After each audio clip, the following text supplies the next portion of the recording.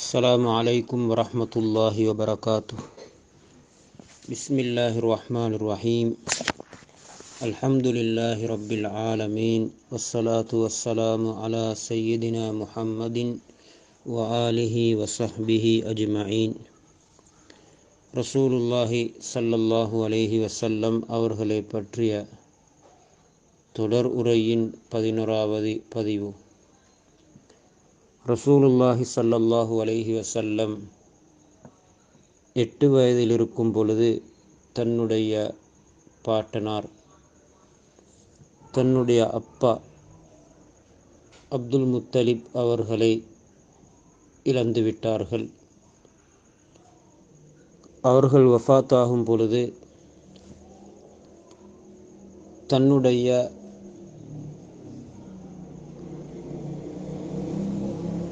பிள்ளைகளில் ஒருவரான அபு தாலிப் அவர்களிடம் ஒப்படைத்தார்கள். நபி ஸல்லல்லாஹு அலைஹி வஸல்லம் அவர்களை மிகவும் அழகாக இரக்கமாக பராமரிக்க வேண்டும் என்ற வசியத்தின் பேரில். அப்துல் முத்தலிபுடைய வஃபாத்துக்கு பின்னால் நபி ஸல்லல்லாஹு அலைஹி வஸல்லம் அவர்கள் தன்னுடைய சாச்சா அபு தாலிபுடைய பராமரிப்பிலே வளர்ப்பிலே வந்தார்கள். அபு தாலிப் நபி ஸல்லல்லாஹு அலைஹி வஸல்லம் அவர்களை தன்னுடைய பிள்ளைகளை விட மிகவும் கண்ணியமாகவும் இரக்கமாகவும் அன்பாகவும் பாசமாகவும் வைத்து கொண்டிருந்தார்கள் தன்னுடைய இறுதி மூச்சு வரையில்.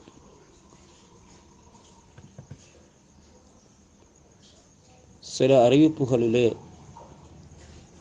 அபு தாலிபுக்கு ஆரம்பத்திலே சில சிரமங்கள், கஷ்டங்கள், நெருக்கடிகள் இருந்தது. ரசூலுல்லாஹி ஸல்லல்லாஹு அலைஹி வஸல்லம் அவர்கள் எப்பொழுது அவர்களுடைய பராமரிப்பிலே வந்தார்களோ,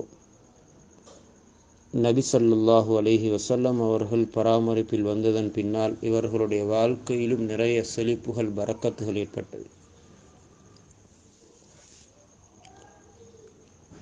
அபு தாலிப் மிகவும் இரக்கமாக, பாசமாக, அன்பாக நபி ஸல்லல்லாஹு அலைஹி வஸல்லம் அவர்களை பராமரித்தார்கள். என்றாலும் கவலையும் கைசேதமும் என்னவென்றால், அபு தாலிபுக்கு இஸ்லாம், ஈமான் என்ற அந்த உயர்ந்த நியமத்து கிடைக்கவில்லை. அல்லாஹ்வுடைய முடிவு, அல்லாஹ்வுடைய நாட்டம்.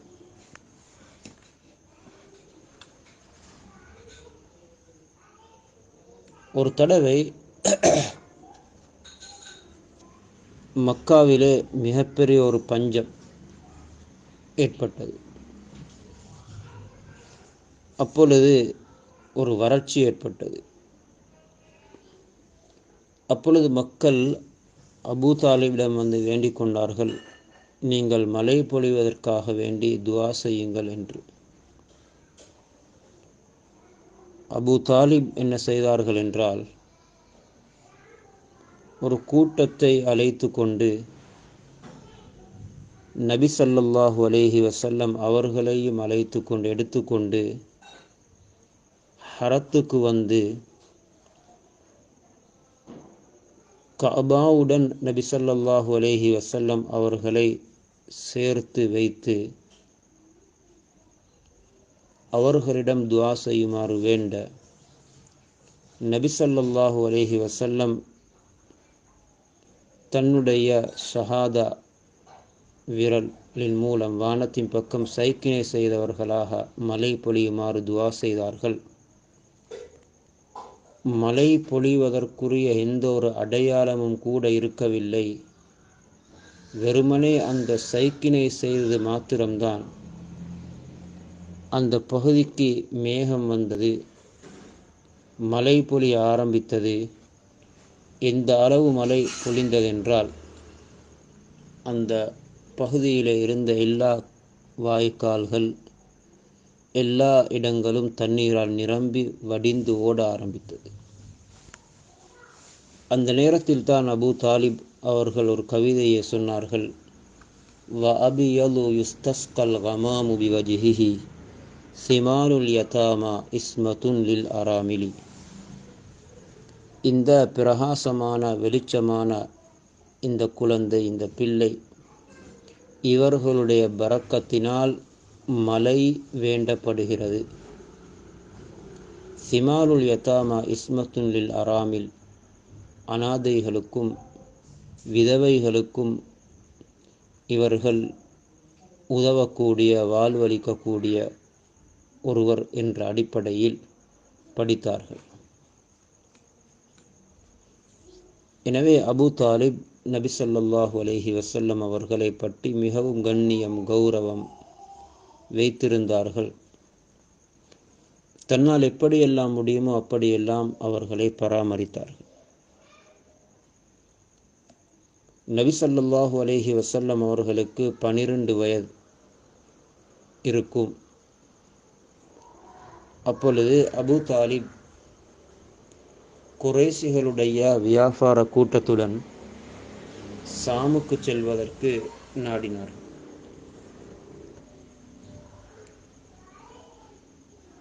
மக்காவிலிருந்து ஷாமுக்கு நீண்ட தூரம் பிரயாணம் செய்ய வேண்டும். அதனால் பிரயாண கஷ்டங்கள், சிரமங்கள் ஏற்படும் என்ற ஒரு சிந்தனையில்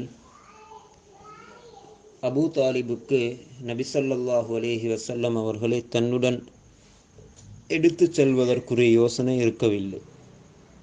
விட்டு செல்வதற்கும் மனமில்லை. ஆனால் நீண்ட பிரயாணம் என்பதனால் அவர்களுக்கு சிரமம், கஷ்டம் உண்டாகலாம் என்பதை வைத்து அவர்களை விட்டு செல்வதற்கு நாடியிருந்தார்கள்.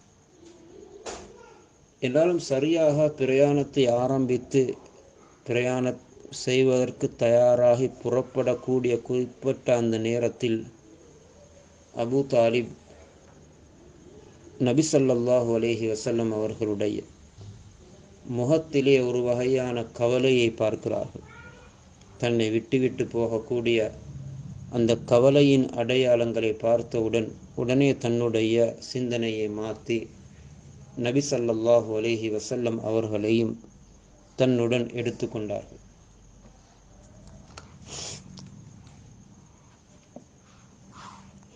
அவர்கள் ஷாம் தேசத்தை நோக்கி பிரயாணம் செய்தார்கள்.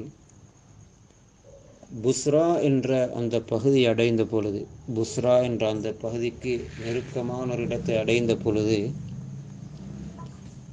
அங்கே கிறிஸ்தவ மதத்தைச் சேர்ந்த அவர்களுடைய வேதத்தை படித்த ஒரு ஆலிம் இருந்தார்கள்.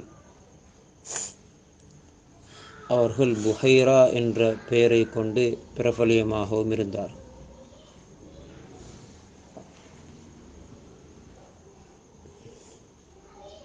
வேத அஹ்லுல் கிதாபுடைய மிகப்பெரிய ஆலிமாக, இஞ்சியிலே நன்கு படித்த ஒரு ஆலிமாக இருந்தவர். கடைசி காலத்தில் வரக்கூடிய நபியுடைய அடையாளங்களை எல்லாம்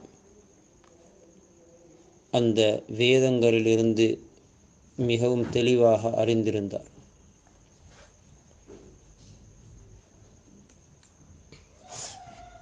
எனவே இந்த மக்காவுடைய வியாபார கூட்டம் அந்த புஹைரா என்ற அந்த நஸ்ரானி ஆலிம் அவர்களுடைய வணக்கஸ்தலத்துக்கு பக்கத்திலே போய் இறங்கிய பொழுது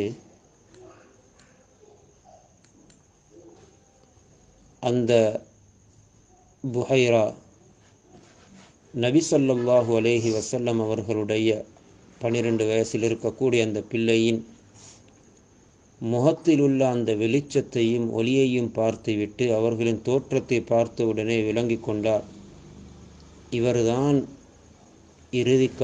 இறுதி நபியாக வரக்கூடிய நபி. இவர்களை பற்றித்தான் முன்னைய வேதங்களில் கூறப்பட்டிருக்கிறது. அவர்களுடைய கையை போய் பிடித்து கொண்டார். திருமிதி ஷரீஃபிலே அபு மூசா அஷ்அரி ரலியல்லாஹு அன்ஹு அவர்களின் வாயிலாக அறிவிக்கப்படுகிறது, ஒரு தடவை அபு தாலிப் குறைசுகளுடைய முக்கியஸ்தர்களுடன் சாம் தேசத்தை நோக்கி சென்ற பொழுது, ஷாமில் எந்த இடத்தில் போய் அவர்கள் இறங்கினார்களோ அங்கே ஒரு ராஹிப் இருந்தார், பாதிரி. இதற்கு முன்னாலும் அந்த இடத்தால் இவர்கள் போவார்கள். அந்த ராஹிப், அந்த புஹைரா என்ற அந்த ராஹிப், அந்த ஆலிம் இருக்கும் பகுதியால் இவர்கள் போவார்கள். ஆனால் அவர் ஒரு நாளும் இவர்களை திரும்பி பார்த்ததும் இல்லை, இவர்களை பற்றி எதுவும் விசாரிப்பதும் இல்லை. ஆனால் இந்த தடவை வளமைக்கு மாற்றமாக அவர் தன்னுடைய வணக்கஸ்தலத்தில் இருந்து வெளியிலே வந்தார். அதற்கு பின்னால் ஒவ்வொருவர்களையும் தனித்தனியாக பார்த்துவிட்டு அந்த வியாபார கூட்டத்திலே இருந்த நபி ஸல்லல்லாஹு அலைஹி வஸல்லம் அவர்கள் 12 வயதிலே இருக்கிறார்கள். அவர்களுடைய கையை போய் பிடித்து கொண்டு சொன்னார், ஹாதா சையிதுல் ஆலமீன், ஹாதா ரசூலு ரப்பில் ஆலமீன், யபஅசுல்லாஹு ரஹ்மத்தன் லில் ஆலமீன்.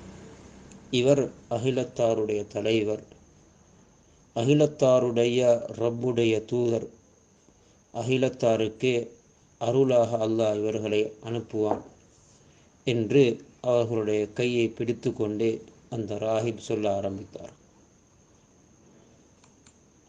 அப்பொழுது குறைசிகளில் இருந்த அந்த இடத்திலே இருந்த தலைவர்மார்கள், முக்கியஸ்தர்கள்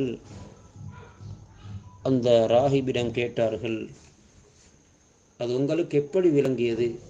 எதை வைத்து நீங்கள் சொல்லுகிறீர்கள்? அப்பொழுது சொன்னார்கள், நீங்கள் எல்லோரும் இந்த இடத்தால் வரும் பொழுது நான் பார்த்தேன், இந்த பகுதியிலே இருக்கக்கூடிய மரங்கள், கல்லுகள் அனைத்தும் இவருக்காக வேண்டி சஜிதா செய்தது, இவரை கண்ணியப்படுத்தும் நோக்கத்திலே. எப்பொழுதும் இந்த மரங்களும் கல்லுகள் போன்றவைகள் ஒரு நபிக்கு மட்டும்தான் சஜிதா செய்யும். அது மாத்திரமில்லாமல் நுபுவத்துடைய அடையாளத்தையும் நான் இவரிலே பார்க்கிறேன் என்ற இந்த விடயத்தை சொல்லிவிட்டு அந்த ராஹிப் திரும்பி சென்று விட்டார். திரும்பி சென்று வந்திருந்த அனைவருக்கும் சாப்பாட்டுக்குரிய ஏற்பாடு செய்தார். எல்லோரும் சாப்பாட்டுக்காக வேண்டி வந்த பொழுது அங்கே நபி ஸல்லல்லாஹு அலைஹி வஸல்லம் அவர்கள் இருக்கவில்லை. அந்த ராஹிப், புஹைரா ராஹிப், அந்த அறிஞர் கேட்டார், எங்கே அந்த நபி ஸல்லல்லாஹு அலைஹி வஸல்லம் அவர்களை அவர் கேட்டார், எங்கே அவர்? அப்பொழுது தெரிய வந்தது, அவர்கள் ஒட்டகங்களை மேய்ப்பதற்காக வேண்டி சென்றிருக்கிறார். உடனே ஆள் அனுப்பி அவர்களையும் வரவழைத்தார். அவர்கள் வரும் பொழுதே அன்னாரின் மீது நிழல் வழங்கப்பட்டு கொண்டிருந்தது. தன்னுடைய கூட்டத்தாரை அவர்கள் நெருங்கிய பொழுது பார்த்தார்கள், இருந்தவர்கள் எல்லோரும் நல்ல மர நிழல்களில் அழகாக உட்கார்ந்திருக்கிறார்கள், இடம் பிடித்திருக்கிறார்கள். நிழல் உள்ள எந்த இடமும் இருக்கவில்லை. நபி ஸல்லல்லாஹு அலைஹி வஸல்லம் அவர்கள் கிடைத்தோர் இடத்திலே உட்கார்ந்து கொண்டார்கள். அங்கே மர நிழல்கள் எதுவுமே இருக்கவில்லை. ஆனால் அவர்கள் உட்கார்ந்தவுடன் அந்த மரத்துடைய நிழல் அப்படியே அன்னாரின் பக்கம் திரும்பியது. உடனே அந்த ராஹிப் சொல்லி காட்டினார், பார்த்தீர்களா, மரத்துடைய நிழலை பாருங்கள், அவர் எந்த பகுதியில் இருக்கிறாரோ அந்த பகுதிக்கு அது சாய்ந்திருக்கிறது. எழுந்து நின்று அவர் சத்தியம் பண்ணி சொன்னார்,